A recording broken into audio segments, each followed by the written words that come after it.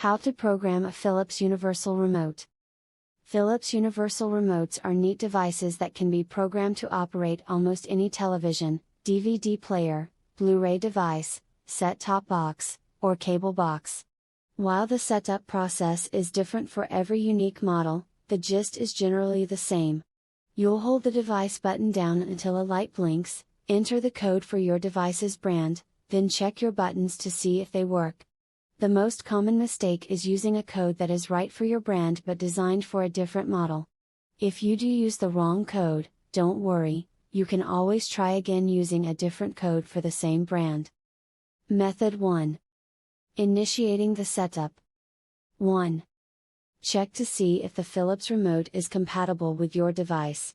Your Philips Universal Remote can be synchronized with most televisions, DVD players, Blu-ray players, and cable boxes.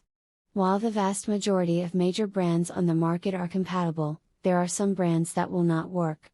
Consult your device's manual or search online to see if the remote will work with your device. Universal remotes typically wipe their memory settings after being synced with more than 3 devices. Consider getting 2 separate remotes if you have more than 3 devices that you want to use.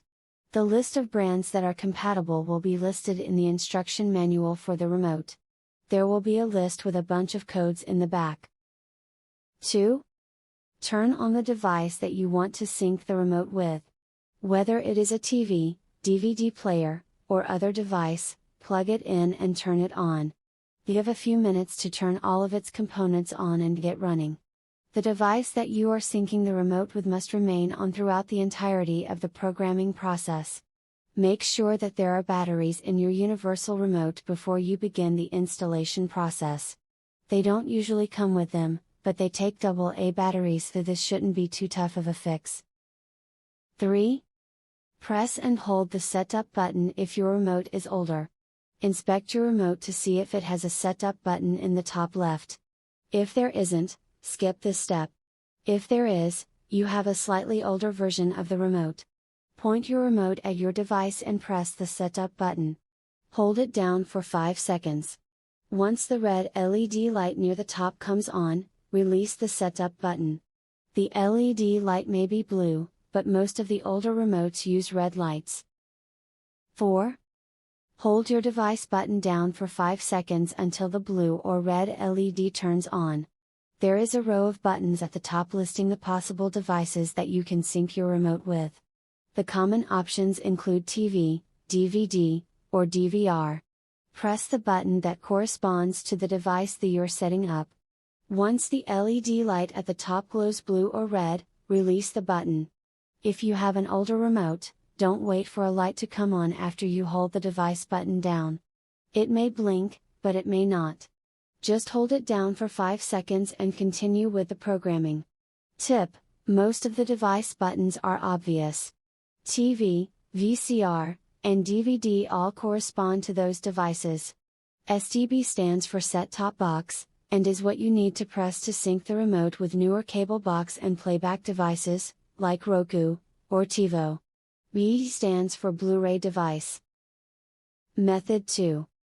Entering a valid TV code. 1. Find your device's 4 or 5-digit code by consulting the instruction manual.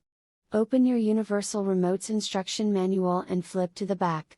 You'll find a table of brand names and a list of corresponding codes. Once you find your brand, look at the list of devices and find your model's unique code.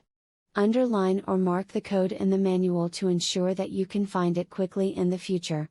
Common brands, like Samsung, Westinghouse, or LG, may have 20 to 30 codes listed under their brand.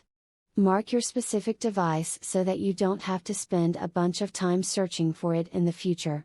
On newer remotes and newer TVs, the list of available codes may pop up on your screen after you prompt it for programming with the device button.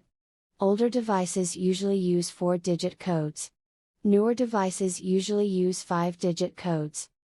Tip: if one of the codes for your device ended up not working, you can retry the entire process using a device number for a different model in your brand. Sometimes there are software patches and updates that can interfere with which codes work on certain devices. 2.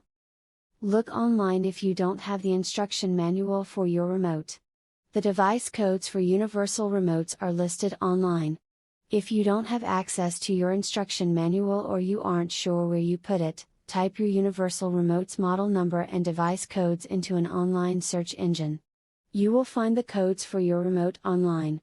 The model number is listed on the back of your remote. 3. Enter the code on the number pad to make your device recognize your remote. Use the number pad on your remote to enter the corresponding 4 or 5-digit code for your device.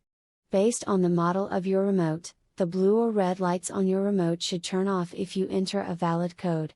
If a code doesn't work, you may not be able to enter a new code immediately. On most older remotes, you'll need to go through the entire setup process again.